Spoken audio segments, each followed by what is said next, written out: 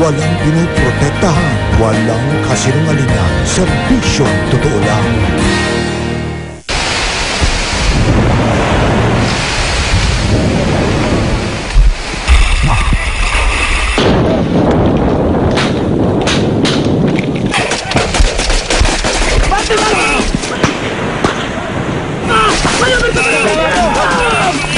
Mayday!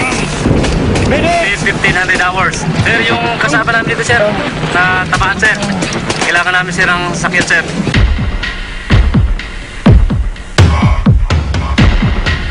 Sa Camp Elias Angeles sa Camarines Sur, naghahanda na ang mga sundalong ito para sa isang misyon. Ang objective natin is Objective Delta. Kung makikita niyo yung mapa natin, Objective Delta, ito yung allegedly dito temporarily incumbent yung kalaban natin. Ang area na to is mapuno, mataas yung mga bundok, so pwedeng pagtaguan ng kalaban natin. Beware, gentlemen, pagdating natin sa area. Paglabas natin dito, we will assume na yung kalaban natin ay nakikita na nila tayo.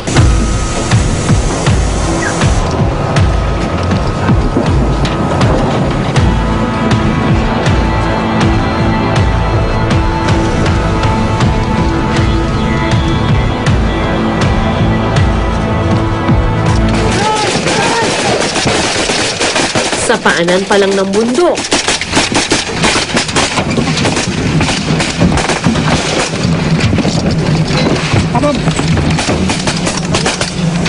sa tindi ng putukan, kailangan kong ipaalala sa sarili kong training lamang ito ng mga sundalo.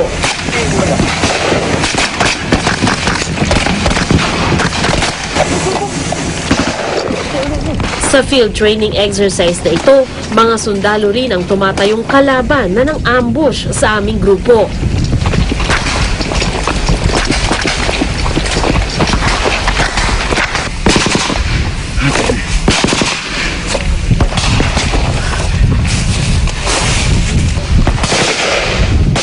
Sabi nila kung tunay na engkwentro ito, malamang may namatay o malubhang na sugatan. Kaya mahalaga rin ang training na ito para sa dalawang baguhang combat medic o aid man na kasama namin.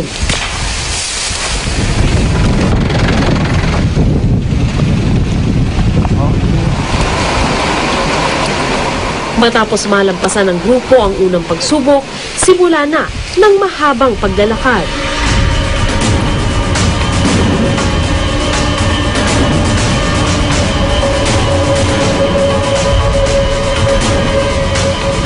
Sabi ng mga sundalong kasama ko, kahit na training lang ito, tinatrato nila ito na parang isang tunay na operation kasi posibleng makaengkwentro sila dito ng mga kalaban talaga nila.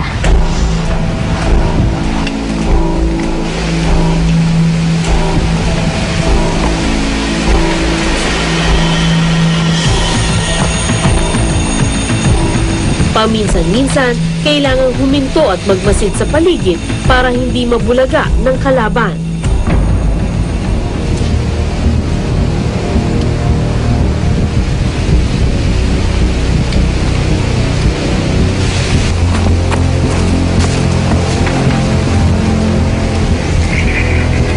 Ito ang isa sa pinakamahalagang leksyon na nakatanim sa isip ng mga sundalo.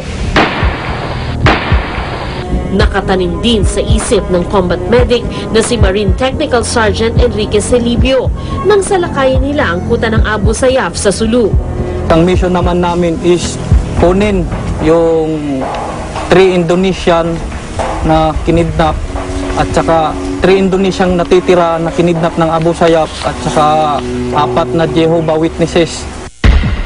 Kasama ni Celibio sa operasyon ang malapit na kaibigang si Corporal Ronel Sasi. Yung body ko, ma'am, since pag-recruit, pagpasok namin sa Zamboanga, parang nagkalapit kagad yung loob namin. From pagpasok namin sa serbisyo hanggang nung nag-training kami, ma'am, hindi na kami naghiwalay. Problema niya, problema mo. Parang yung trust at tiwala nasa isa't isa na, ma'am. Wala na kaming sekreto. Sekreto niya, sekreto ko, iisa. Dahil lumihis ng daan, narating ng Marines ang bahay ng Abu Sayyaf commander nang walang bakbakan. Bali nagulat din silang lahat, nasa taas ng bahay. Pag-approach namin papasok, conduct 360, wala nang pinababa. And then, yung kabats ko, as SOP, search, body, masyado lang mabilis yung kanyang pag-search sa bahay. Pagsilip niya, nakadikit yung anak ng commander na Abu Sayyaf. Doon ang galing yung unang putok. Doon lang nagkaroon ng casualty. Patiglaglag yung kabats ko.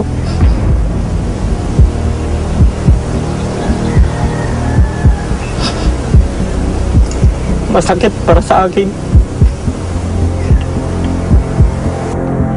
Bilang isang combat medic, marami-rami na ring buhay na nailigtas sa Silibyo. Pero iba raw pala ang pakiramdam kapag hawak mo sa iyong kamay ang buhay ng isang taong itinuring mong karugtong ng iyong buhay. Doon siya sa harapan ko bumagsak, ma'am. Ginapang ko na, pagbukas ko nung upper garment ng uniform niya, doon ko nakita yung bituka niya, labas na. As a medic, hindi ko dapat iparamdam sa kanya na pwede na siyang mamatay, 50-50 na siya. Umuulan man ng bala noon, sinimula ni Sergeant Silibyo ang masakit na misyong iligtas ang agaw buhay na kaibigan.